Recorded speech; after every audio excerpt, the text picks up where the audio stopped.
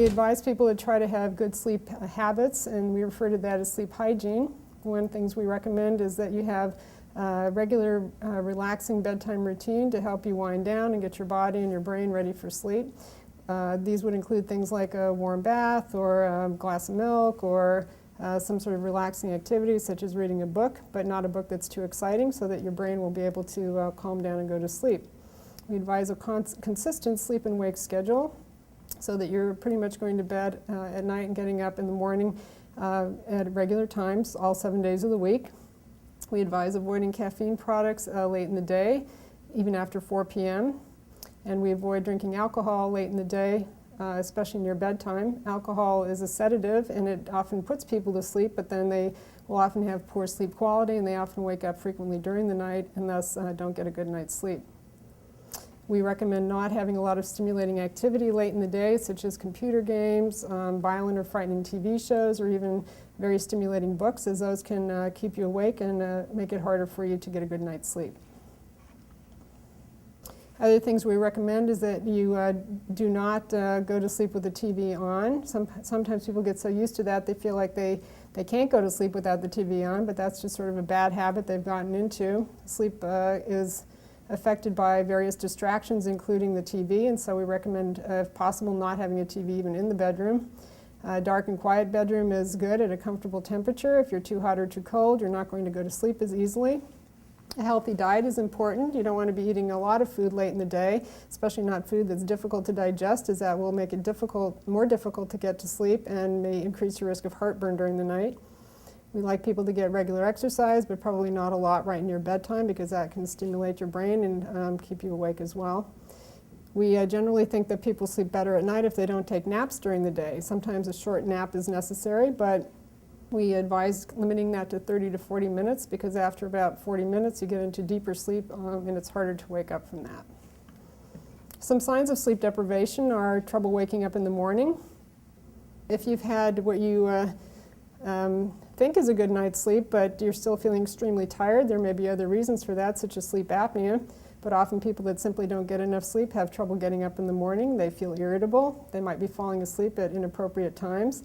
Sometimes people don't think they're sleepy, but if you ask people around them, they might say that they are nodding off, or they might have a high score on a screening test that we do to see how sleepy they are during the day. Some people have what are called micro sleeps, in which they simply tune out for a few seconds at a time, and that's bad enough in a conversation and really bad if they're driving a car. So we'd like to know if they're really sleepy during the day and if that needs to be treated. People that sleep in extra long on the weekend, like many of me and my colleagues, are frequently sleep deprived, and they try to make up for the lack of sleep during the week by getting extra sleep on the weekends. That's one tip-off that you're probably not getting enough on a regular basis. Trouble concentrating is frequently a sign of inadequate sleep, and that includes adults and children. People that are diagnosed with ADD in school are sometimes actually suffering from sleep apnea, especially if they're overweight and perhaps if they have very large tonsils. If your child is exhibiting those signs, it may be worth getting them checked for sleep apnea. Mood swings are sometimes a sign also of sleep deprivation. Evaluating for a sleep disorder can include not only taking a good history, but also determining whether a person needs to have a sleep study. Sleep studies are useful mostly in evaluating people that are quite sleepy during the day, even when they think they're getting adequate sleep at night. If a person has abnormal behaviors during the night, such as witnessed apneas or acting out dreams or jerking their legs a lot during the night, a sleep study can be helpful in determining whether they really have significant sleep apnea, whether they're waking up too frequently during the night, and whether they have a treatable sleep disorder. Frequent unexplained nighttime awakenings are worth evaluating often as well. We don't think that sleep studies are too helpful when a person has sleep onset insomnia, but there are approaches to evaluating that that can be undertaken to improve the quality of your sleep as well. If you are referred in for a sleep study, you'll be in a comfortable environment where we'll be able to assess your sleep quality. We'll look at the sleep efficiency, which is a measure of what percentage of time that you're in bed you're actually sleeping. We'll also look at the brain wave activity that is going on during the night, which we learned from the electrodes on the head. We'll look at the respiratory effort that you're exhibiting and whether or not you're subject to sleep apneas or not. We'll also be looking at your body position because many people have respiratory events that are occurring only in certain positions, such as when they're on their back. We'll be evaluating your limb movements because many people have jerking legs or other problems of movements during the night, and those can be disruptive to sleep and impact your sleep quality. We'll also be assessing your oxygen levels with a monitor to see whether you have significant decline in oxygen at any time during the night.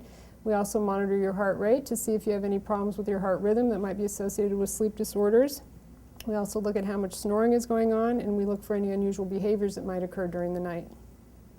If you think you're suffering from a sleep disorder, the best place to start is to see your primary care provider. They can help you determine whether the symptoms that you're having warrant further investigation. If necessary, they can refer you to a sleep center to undergo a sleep study and possibly see a sleep specialist if necessary.